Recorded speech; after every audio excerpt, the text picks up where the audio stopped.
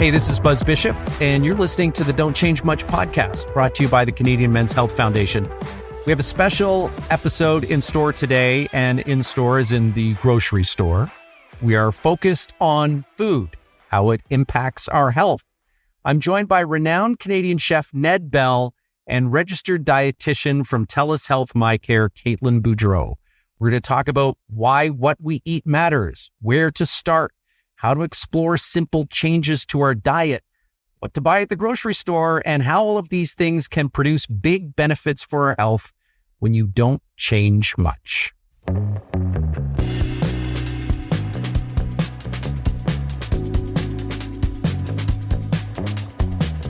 Welcome, Ned. Welcome, Caitlin. Welcome to the Don't Change Much podcast. Good day. How's everybody doing? Hey, thanks for having me. It's a good day to talk food, right? Definitely. Always. Caitlin, let's start with you. Why is it so hard for us to eat healthy? And when I say us, I think we're going to specifically talk men on this edition. Yeah, I mean, a number of reasons, Buzz. I think busy lifestyle, men and women, but I really find a lot of men get super caught up in their work, forget to eat, which I don't know how that's possible, that people can forget to eat, but just, get busy, don't plan their eating, just kind of end up going for convenience foods. Those are some of the things I see pretty often. So, Ned, as a chef, what do you do to try to help people eat better when we're on a treat and we're having a night out? Oh gosh. I mean, I've been in the kitchen for a long time and certainly had, multiple different concepts in my journey as a chef, and some of them were healthier than others. My current kitchen really focuses on hyper-local, hyper-seasonal foods. And so we eat sort of the best of the place that we are in. And, certainly from a health point of view, I feel if you're eating fresh and you're eating local, you're off to a good start.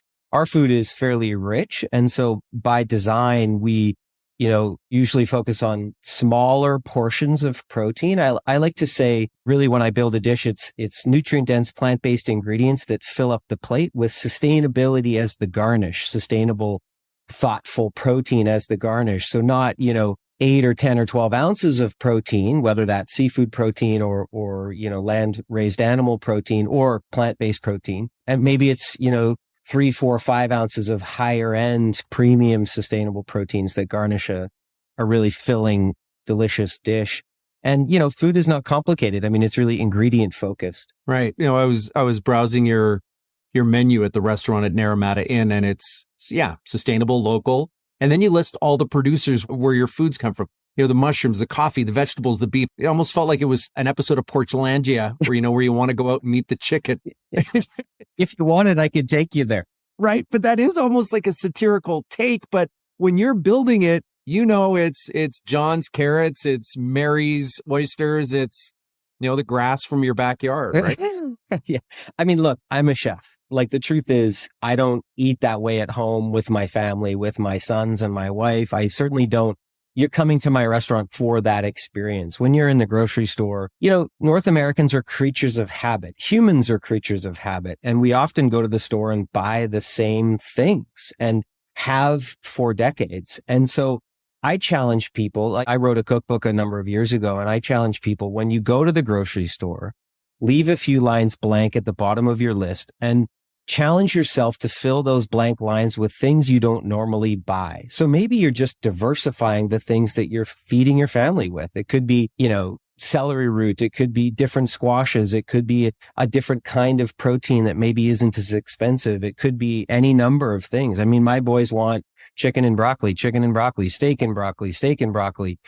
We cook a lot of those things at home because we're like most normal families. It's just that, I'm a fancy chef in my restaurant, but at home I cook pretty basic stuff. You and Caitlin worked together to launch the Canadian Men's Health Foundation Guy's Guide to Eating Healthy. Why is that important to you, Caitlin, to get something like this going? Yeah, I think, Buzz, eating healthy, that really provides the right nutrients or kind of the building blocks to do all the things we want to do, right? I think most men want to continue working and being active, or maybe it's like Ned and myself, like running after your kids. So it's really important that we have the right fuel in order to do all of those things. So I think quality of life is really a key reason why this guide is so important. So the idea of not just wanting to live longer, but kind of enjoying that life and trying to avoid the burden that might come from something like chronic disease, diabetes, heart disease, that type of thing. Confession, I prepped for the interview today while my dog was getting groomed. I was in a small town diner and I had about 7 cups of coffee. I had the soft poached eggs with hash browns, bacon, sausage, and ham, and it was fantastic. Is that the best way to fire up my brain for the rest of the day? I don't know who are you asking, Buzz, but Well, the dietitian, you know. What do you think? I mean, I might think differently from some dietitians. I really do. I'm a firm believer in like thoroughly enjoying what you eat and that there's not one right way to be healthy and eat healthily. So, I mean, protein, as Ned Bell, mentioned, is really, really key for firing up your brain, focusing and concentration. But overall, I think we want to diversify our diet quite a bit. Looking at some great plant-based sources of protein as well can be a good way to do it, although maybe not something we encounter that often at a diner. Yeah. And also it's one meal, right, Buzz? I think that's something that's important to look at is, one meal of many. And you got to enjoy your food as well. Ned, your best Guy Fieri. That was a pretty fantastic, midweek lunch, right? Diners, drive-ins, and dives. I mean, who doesn't? Exactly, who doesn't right? love the big feast or whatever that diner called it? Sounds delicious. It's hard to eat healthy, but it doesn't have to be. I make myself earn my treats, and that earn could be a long walk. It could be half an hour in the gym. It could be a giant bike ride. But if I haven't done something to, this is the way I do it. I'm not necessarily sure that Caitlin's going to agree with it, but if I have a bit of a deficit mentally in my fuel intake, then I can fill that up with something that's a bit of a treat for myself. And, I have an addiction to coffee and dark chocolate and black licorice and lots of other things, but I try really, really hard to, make sure that when I'm cooking for my boys, I'm making sure there's a balanced diet on the plate at home. And certainly, even in my professional kitchens, it's not all about, butter and cream and salt for that matter. It is about an indulgent meal, but it can be well balanced in its creation. And our food, I call it naked entrees. So it's a protein, it's a vegetable, and it's some sort of, I'll say starch, but it doesn't have to be a starch. It could be lentils or quinoa or barley or farro or whatever the dense thing might be that fills your tummy up.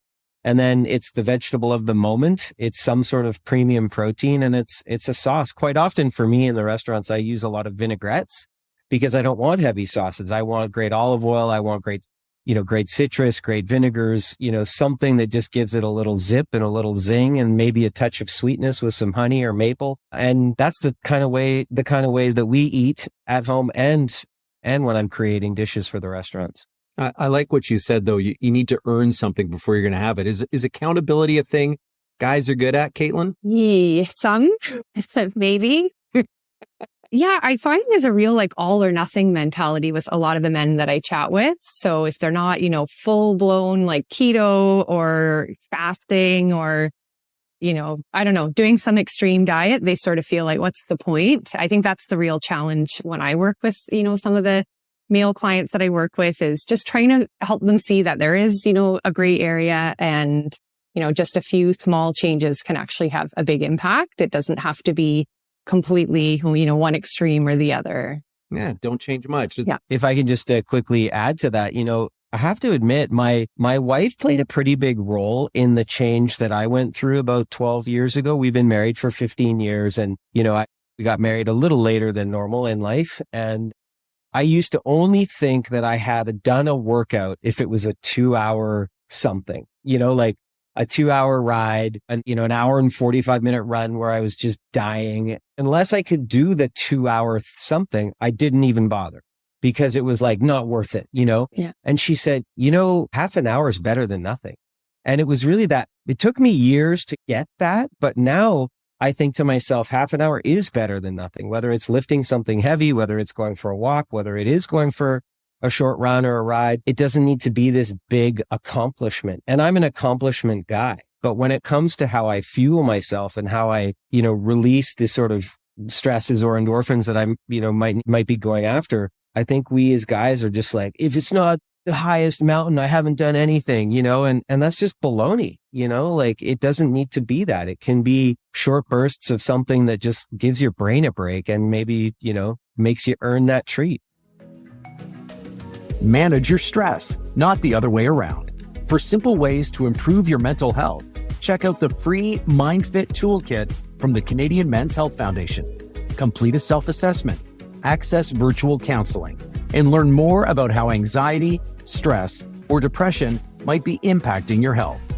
Go to menshealthfoundation.ca and access the MindFit Toolkit to start improving your mental wellness today.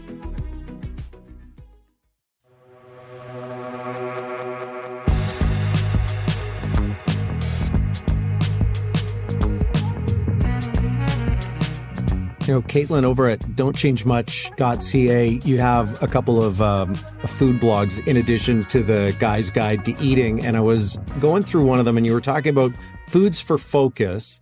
And some of it is like really common sense, have hydration and protein and stuff. But then you start talking about superfoods and antioxidants. And I'm going to be honest, I'm a little skeptical on the benefits of acai or whatever, because I just think like if I have a handful of them, they're supposed to be like magic beans. And I'm supposed to transform into a superhero.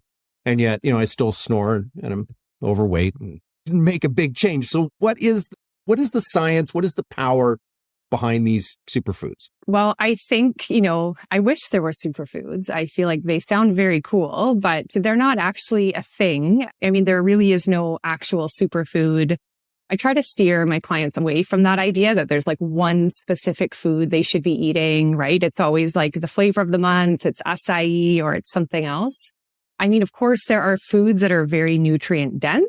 And so it's worth looking at those. So things like nuts, lentils, lots of fruits and vegetables.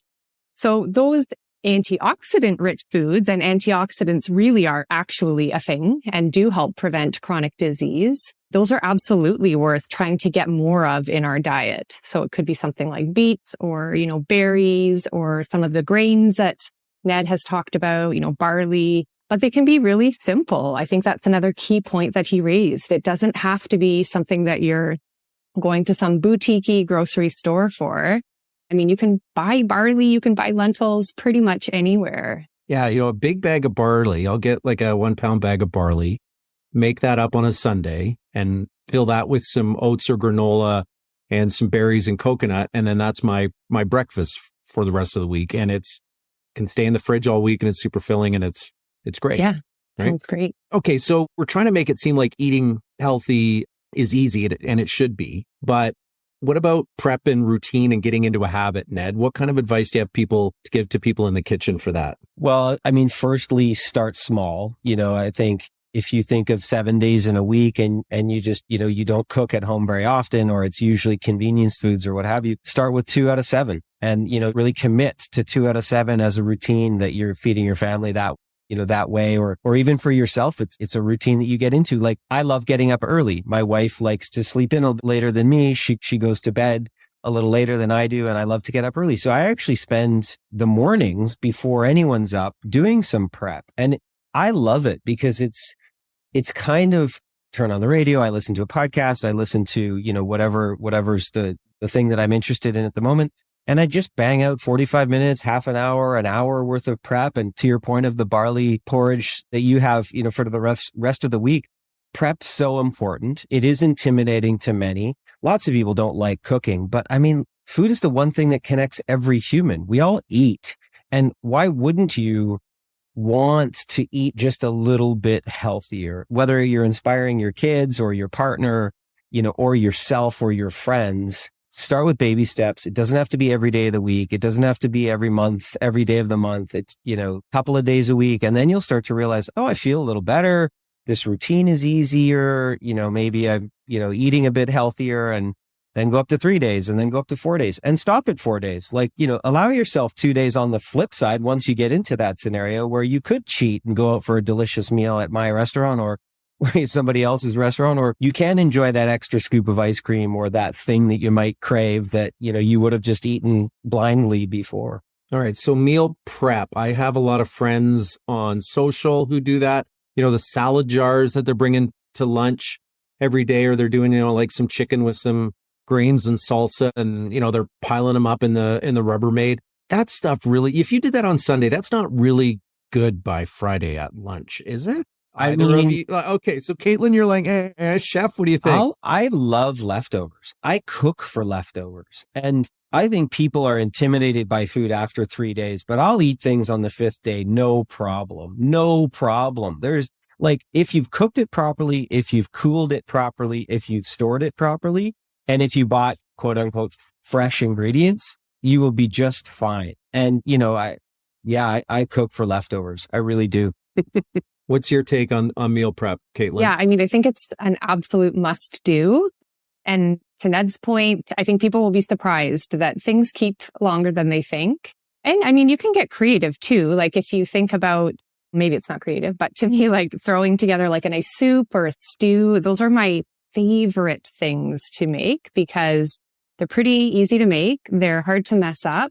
And definitely by day 5, I don't know, maybe Ned can tell you, but I feel like sometimes they taste even better when they've been kind of stewing and sitting there in the pot for a little while. So yeah, you can think outside the box. It doesn't have to be the salad jars or whatever everyone's doing, but I'm a huge fan of like a nice, everything in the kitchen or everything in the fridge soup. In the pot. It's, honestly though, for me, it's the one way that I can control what I'm consuming. Mm-hmm. And I kind of get addicted to it. Like I look forward to it. It's like my little corner of the fridge where I have like the next 2 or 3 meals in there. And, sometimes people make fun of me for it, but who cares? It's not their body. It's my body. And if it brings me joy and health, like that's all that matters. And I do bring Tupperwares to work, truthfully. And I'm a chef who owns a restaurant. Like, love to eat outside food because I can't eat my own food 5 days a week. Like I have to eat healthy and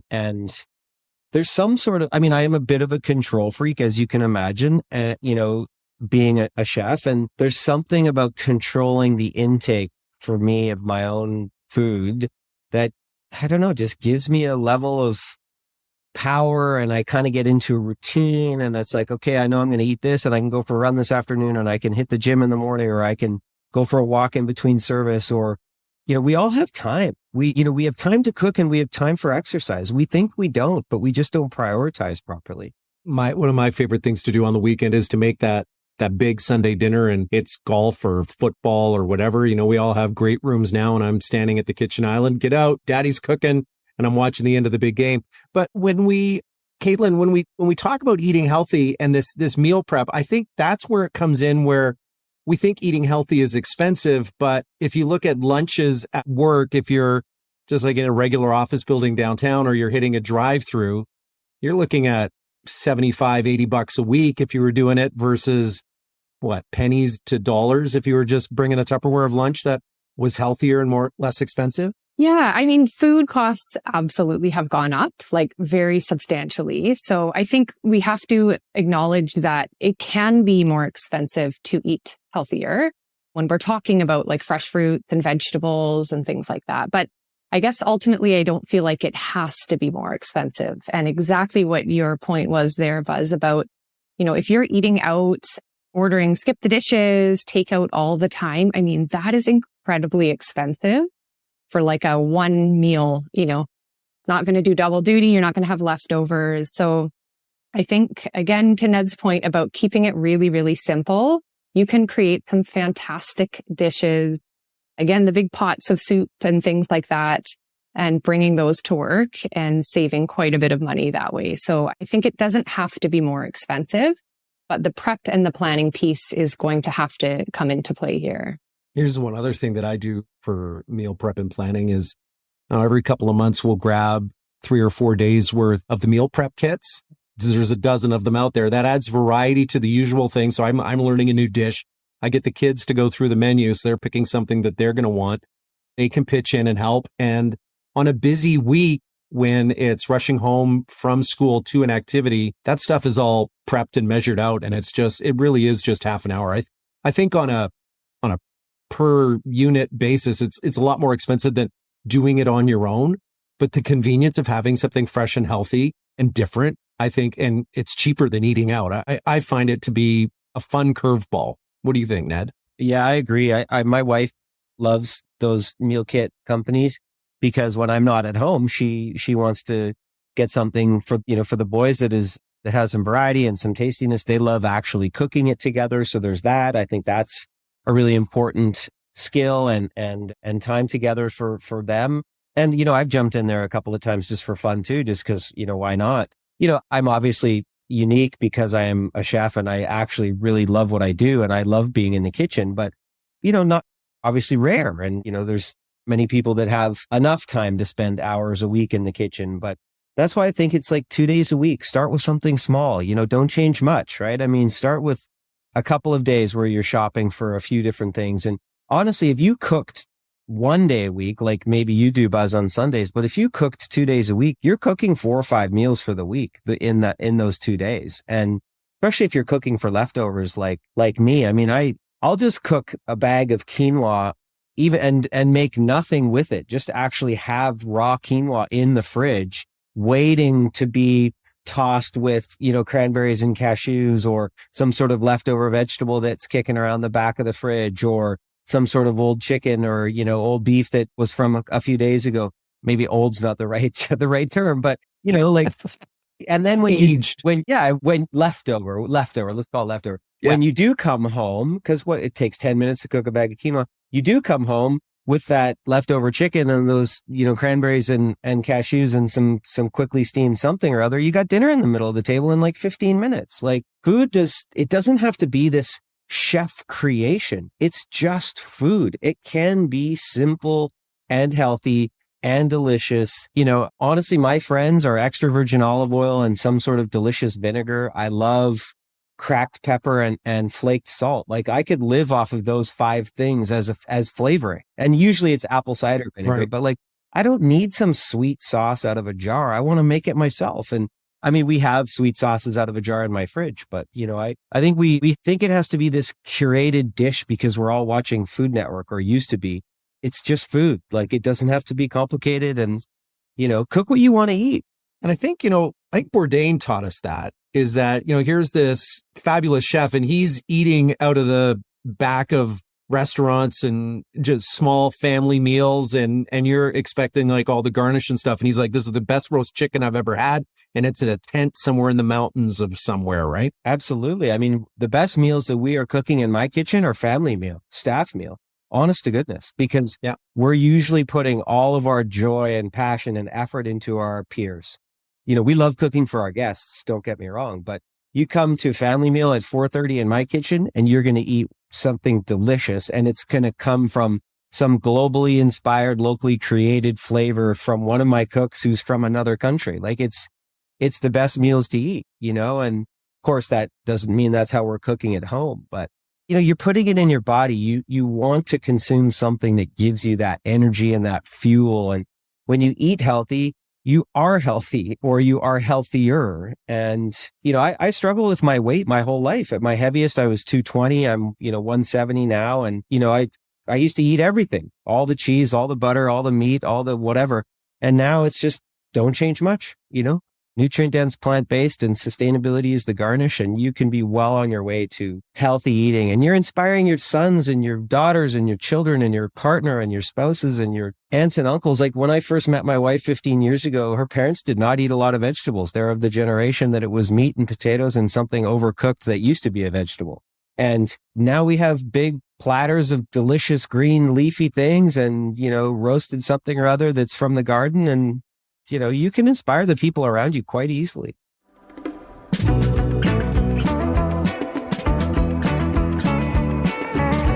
Well, Caitlin, I'm getting hungry listening to Ned here, but we need to shop for all of those things that he's talking about.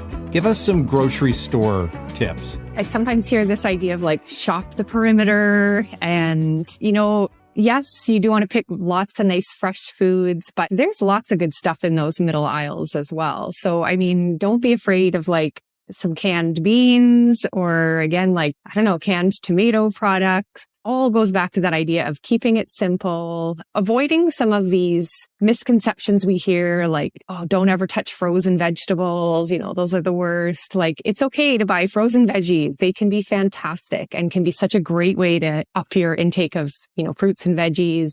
Bag of oats goes a long way. Like, I think we can keep it really, really simple. But just kind of overall keeping that framework in mind of basing your meals around plants as much as possible. So throw lots of veggies on your plate, whichever ones you like. As Ned said, if you don't like it, don't eat it. You don't have to eat kale.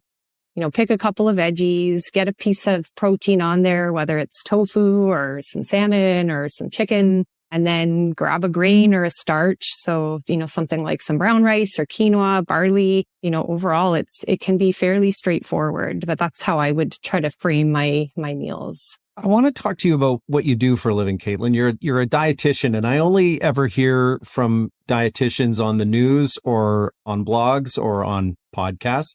What is it that you do when you're not talking to the media?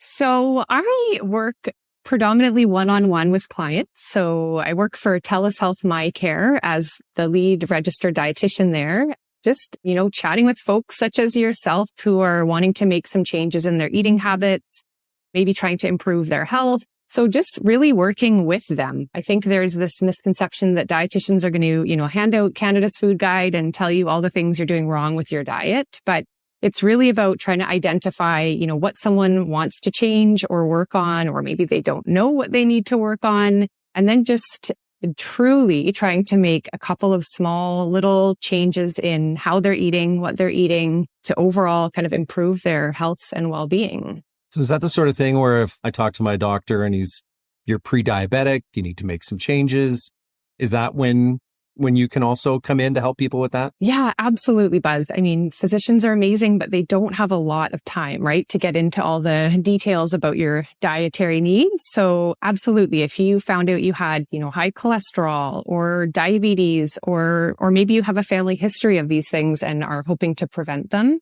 dietitians are really the best place or best resource to figure out, what your nutrient needs are, what are some of the foods you want to try to focus on, and come up with a bit of a plan for your eating. And while your advice would obviously be tailored to each client, it kind of does come down to this thing of lots of plants, as raw and as simple as you can get it, and then you're on the right course? I would say so. I mean, I do try to keep it simple. I think the biggest thing for my work is keeping things practical, realistic, and sustainable, right? Because we often, have this tendency to want to try something really extreme. But so I work with clients one-on-one to figure out what is really realistic for them.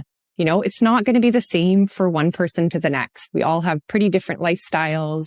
So it's not, going to be a carbon copy from one person to the next. But overall, I think that is a common message that I have, which is, get more plants and try to sometimes eat a little more frequently. Ned, what called you to the apron and the knife? It's a funny story. My mom, so my parents divorced when I was 12. My mom was out there working her tail off to provide for my brother and sister and I. And I got tired of frozen Costco lasagna, to be quite honest, as a 12, 13-year-old. And I started cooking for my younger brother and sister. It was a way for us to come together as siblings. And I think I made stir fries every day for a year. I mean, that's my memory. I don't think that's necessarily true. And I just realized at a young age that, this is bringing people together, people that I care about, people that I love. And my first job ended up being washing dishes at a little restaurant close to where I grew up. And I really fell in love with hospitality. I fell in love with eating. As I mentioned, I was a chubby kid. And so, you could go in the walk-in cooler and eat all the apple crumble. I was like, this is the best job ever. Until the sous chef walked in behind me and was like, Ned, we know you're eating that and you can't eat it all. And, I wasn't the best student and I knew that I wasn't going to go to university, and the trades called me and I went to culinary school right after high school. I'll be honest, I'm the luckiest guy. Absolutely love what I do. And I always have. It's taken me around the world. I'm turning 50 next year. I can't wait for the next decade. I love cooking. I mean, I love feeding people. I love, the camaraderie of a kitchen. It's kind of like a sports team. Honestly, it's like we go into battle every night at 4:30, 5 o'clock, and We feed a couple hundred people something delicious. They all almost always love us. Often they don't, but I love, being challenged to improve myself and the team if we've made some mistakes, because, we really are like going, the curtain is coming up and, the show must go on every single evening. And, I feed people. I mean, it's not rocket science, but people think that chefs are, waving some sort of a magic wand. Like, I'm a blue collar tradesperson. It's hard work. I dig in every day. I get dirty. I love the dish area. Some people call it a dish pit. We're not allowed to call it a dish pit in my kitchen because who wants to work in a pit? We work in the dish area, and I started in the dish area. And, it's not rocket science. We feed people and we have fun doing it. And some of my other things that I do in my career take me into farms and fishing families all over this country and all over the world, and, taking care of what they're putting into my kitchens and then I'm putting in front of my guests. And I'm lucky, man. I get to do what I love and can't wait to do it for another decade or two. It's isn't that the gift?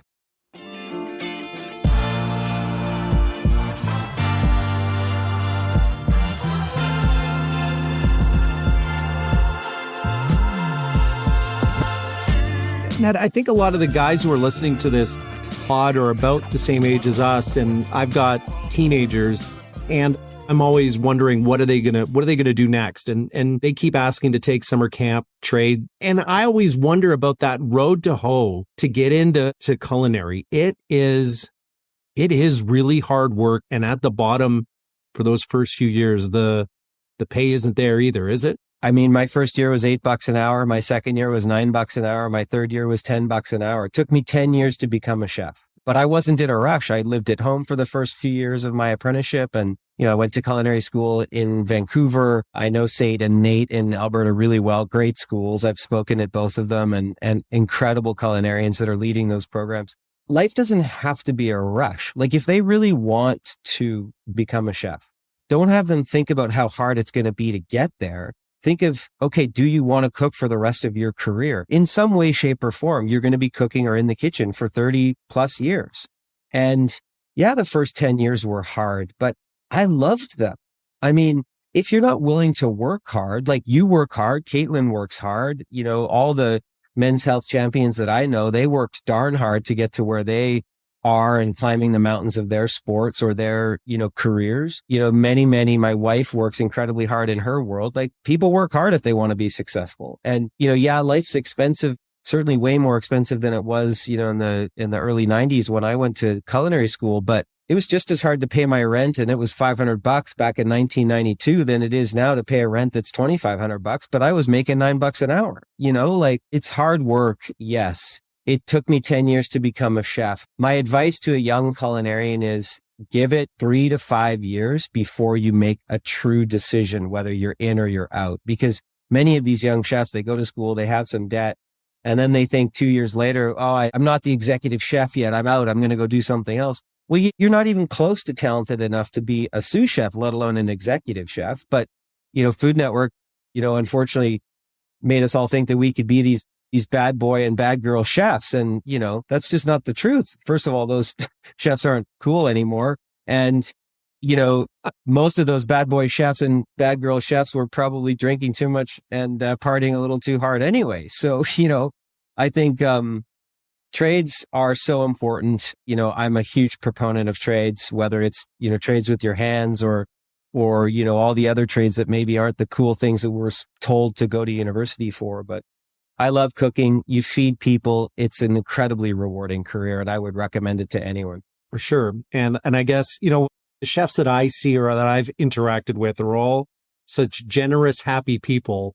And the hard work that you've done is a labor of love. And like you said, like with anything, it's going to take, I guess kids want instant success these days. It's going to take us a while to get to the top. Caitlin, our theme on the Don't Change Much podcast with the Canadian Men's Health Foundation is Don't Change Much. So what does that mean to you? To me, it really means you do not have to dramatically alter your diet to make, a positive impact on your health. So it's, how many of us have tried something really extreme with our diet just to find ourselves reverting back to old habits? I think we have to give up this idea that we have to be super extreme or do a complete overhaul of our diet in order to have a healthy diet. I love seeing what happens when my clients focus on 1 or 2 small changes, which can then kind of help them to layer in, even more changes.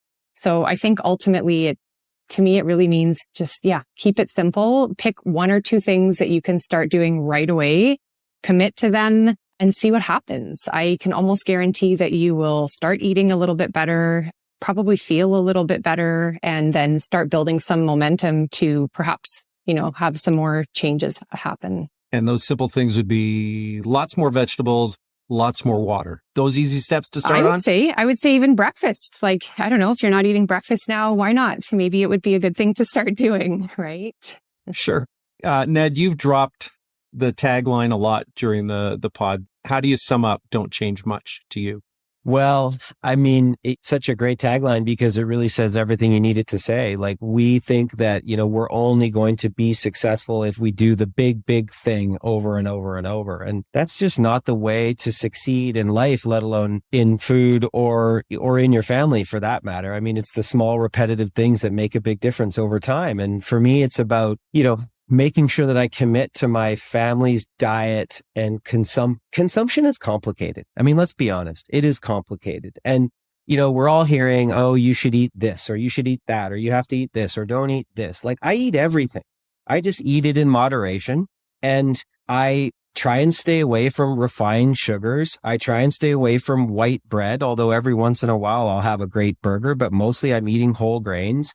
I force myself habitually to have things in the fridge so that when I'm hungry, they're already there. Like, you have to trick yourself. Humans are creatures of habit, like, we want to eat the quick and easy and simple things that's right there. Like, you can't see what's beside me. I'm in Kelowna at a tournament for my son, and I brought 3 days worth of food with me from home, because I know said fast food restaurant is just around the corner, and it would be way easier to order the thing from there instead of eat the thing that I have. And I have a bag of nuts. I have some dark chocolate.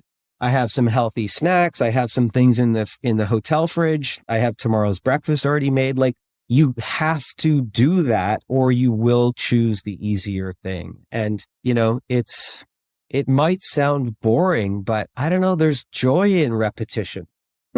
There's joy in a little bit of boring, to me anyway. Like, I love consistency. I love routine, like, I think we all do. I mean, Buzz, you host radio shows, man. Like, you couldn't be excellent at what you do if you didn't understand how to be repetitive in the things that you do to pull off a great, a 3 hour or 5 hour, however long your shows are, and Caitlin's inspiring all kinds of different Canadians. Like, we're a mixed bag of people. We like different things culturally.